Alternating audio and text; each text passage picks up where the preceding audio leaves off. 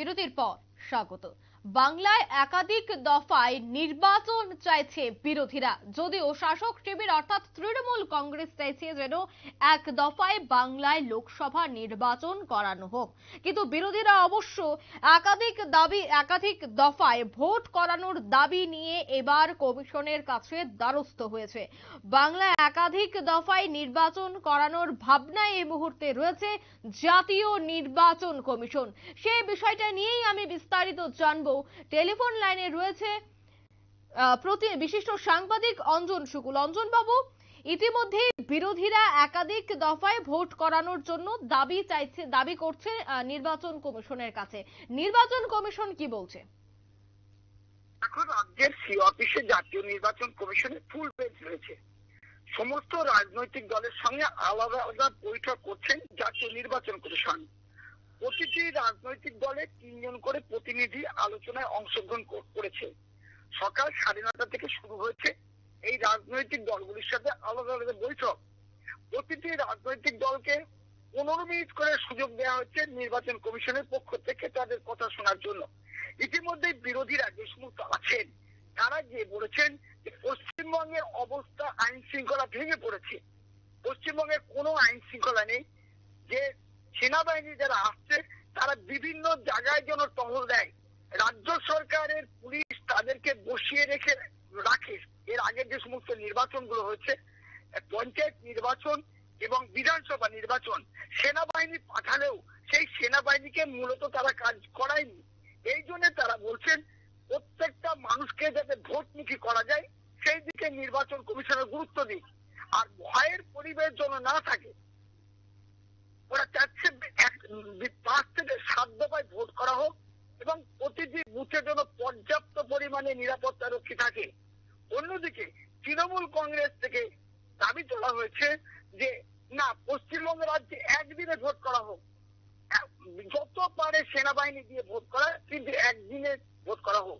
কিন্তু নির্বাচন কমিশনের কি সিদ্ধান্ত নেবে সেটা এখন দেখার বিষয়।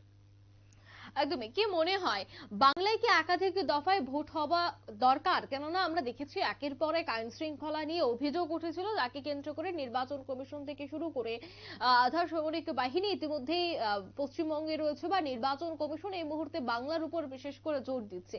কি মনে হয়, দফায় দফায় যদি নির্বাচন হয় তবে আইন শৃঙ্খলাটা বজায় থাকবে?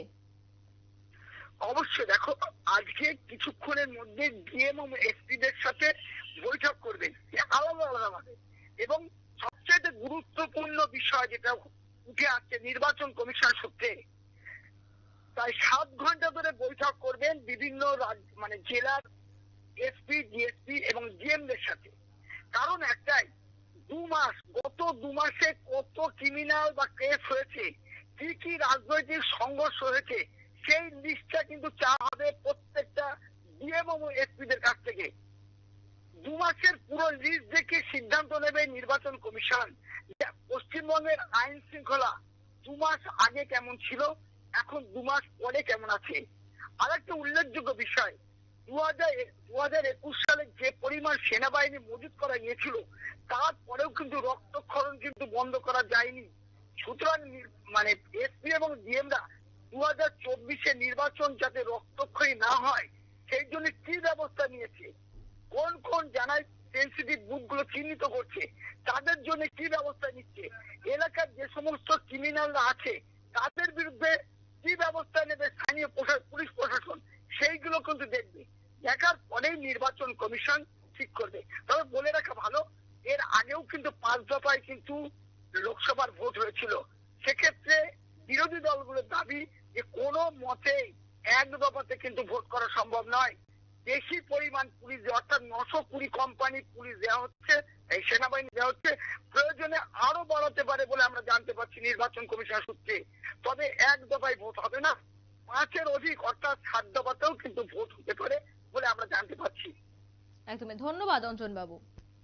7 দফায় ভোট হবার একটা সম্ভাবনা এই মুহূর্তে রয়েছে বাংলায়, যেহেতু নির্বাচন কমিশন ইতিমধ্যেই স্পষ্টকাতর বিভিন্ন জায়গাগুলিকে চিহ্নিত করেছে এবং কোন কোন জায়গায় জোর দেওয়া হবে এবং যদি একাধিক দফায় ভোট হয় তবে রাজ্যে শান্তি শৃঙ্খলা থাকবে কিনা, প্রত্যেকটা বিষয় নিয়ে কিন্তু বিরোধীদের সহ শাসক দল প্রত্যেকের সাথেই কথা বলছে। তৎসঙ্গে কলকাতা পুলিশের সাথেও কথা বলছে যে কিভাবে একেবারে নির্বিঘ্নে বাংলায় লোকসভা নির্বাচন করানো যায়।